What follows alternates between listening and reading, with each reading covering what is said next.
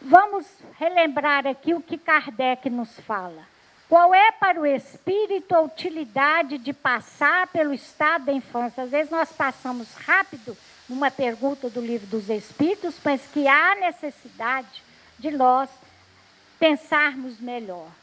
Encarnando-se com o fim de se aperfeiçoar, o espírito é mais acessível durante esse tempo às impressões que recebe e que podem ajudar o seu adiantamento, para o qual devem contribuir os que estão encarregados de sua educação. Quem é que está encarregado da educação deste ser que está retornando à Terra? Os pais, os responsáveis familiares, os professores, aqueles a quem ele vai ter o contato maior. Então, a responsabilidade é muito grande, porque nessa época o espírito é mais acessível. Acessível quer dizer, ele recebe com mais facilidade. Uma criança de 4, 5, 6, 7, 8, até 12 anos, 13 anos, ela é muito mais acessível. E nós estamos vivendo hoje num mundo que nós consideramos mais difícil, nós que já estamos, né, na idade física maior, e lembramos que não existia mal a televisão quando começou, e hoje tem o tablet, né, tem o smartphone, tem de tudo. E a criança está ali com os jogos, se conectando, né? Estamos falando, eles já estão procurando as informações e nós achamos que isso está ótimo, mas não está. Isso é apenas uma demonstração de que o mundo está evoluindo na inteligência, na parte tecnológica necessária, porque o mundo vai evoluir, o progresso é inexorável, ninguém pode impedir o progresso, mas a educação espírita cristã, para nós, deve representar como fosse aquele farol para iluminar a mente desses espíritos que necessitam do Evangelho de Jesus. Porque pode lidar muito bem com tudo isso, mas e a parte moral? E a sua caminhada para o aperfeiçoamento, como é que faz? Aí, as impressões que ele recebe, ele continua, apesar de tudo isso, ele continua mais acessível.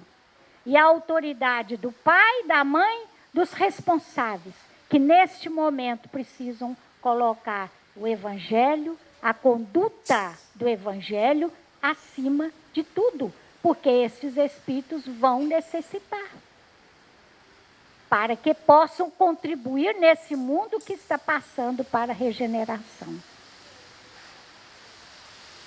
A valorização da educação à luz da doutrina espírita é o que o Chico faz, é o que ele fez.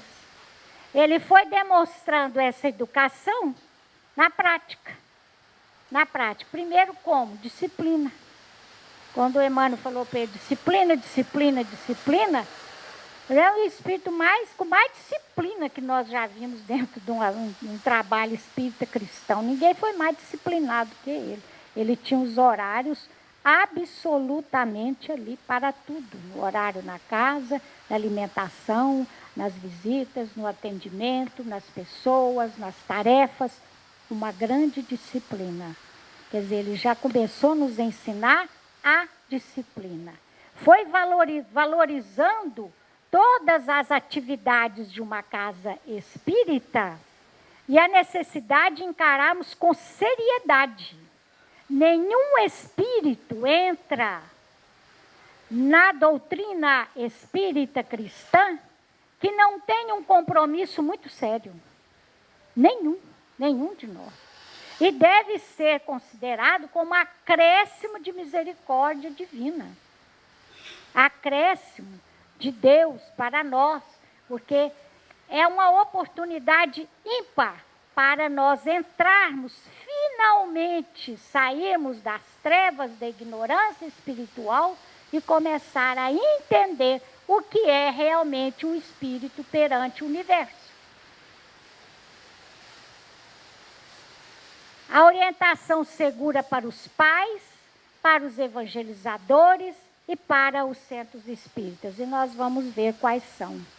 Emmanuel, né, dentro da mediunidade do nosso Chico, vai então nos ensinando essa orientação para os pais, para os centros espíritas, para os orientadores, evangelizadores e todos aqueles que têm responsabilidades, que na verdade somos todos nós.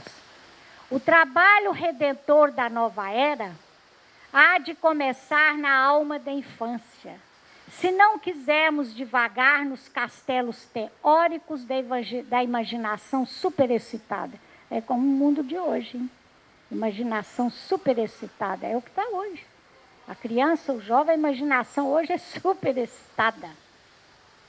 Imaginemos isso sem evangelho, só no materialismo.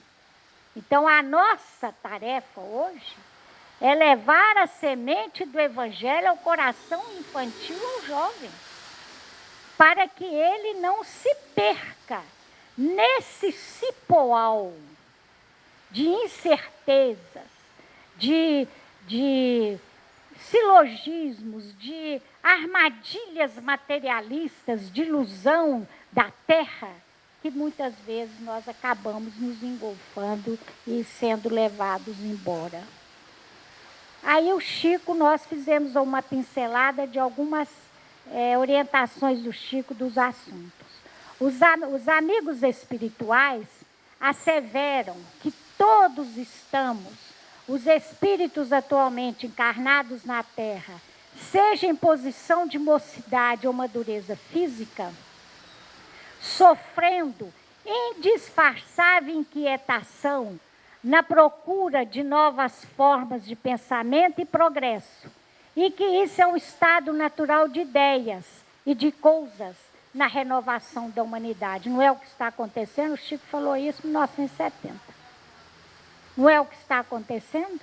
Essa procura de ideias, essa inquietação para a mudança, mas onde nós devemos nos assentar realmente para que esta mudança ocorra de forma a beneficiar a nossa educação à luz do Evangelho? Somente com o Evangelho de Jesus. Aí o Chico com os jovens. Eu creio na juventude como sendo a esperança, não só do Brasil, como do mundo inteiro. Porque o número de jovens que se dedicam ao trabalho, ao estudo, à dignidade humana e à sua própria responsabilidade no cumprimento dos seus deveres é ilimitado.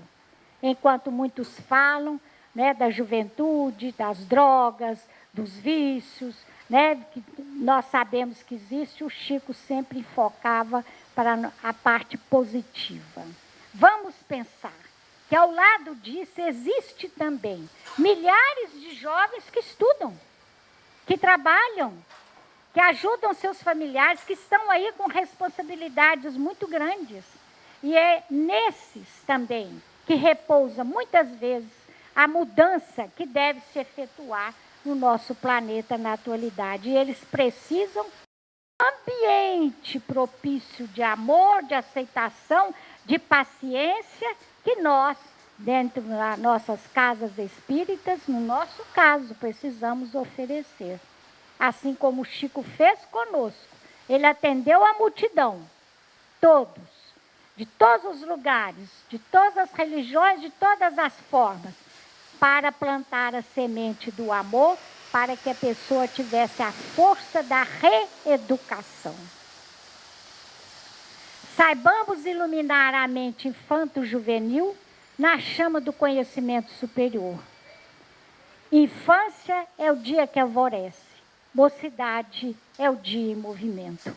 Educando-nos para conseguir educar, conduziremos jovens e adultos à edificação do porvir através da responsabilidade de viver, porque a morte, por escriturária da justiça divina, virá para cada um. Para conseguir educar, nós precisamos educar-nos também. Ninguém, na verdade, educa o outro se não for pelo amor ou pelo exemplo. Por que que o Chico é amado? Ele não se impôs a ninguém. Ele se impôs pelo amor, pela sua conduta de exemplar, realmente de evangelho. E tocava o coração do outro. Então, como que nós vamos fazer com as nossas crianças, aos nossos jovens, em termos de educação e da evangelização? Tocar o coração do outro, para que ele realmente tenha condições de se modificar. Que ele sinta vontade de sair do vício, da dificuldade, da tribulação, de todos os problemas milenares que ele traz na sua mente. Aí vem a importância da família no processo educativo da criança e do jovem. Quantas mensagens e livros do Chico, entrevistas que nós vamos encontrar com ele falando sobre a importância da família nesse processo educativo.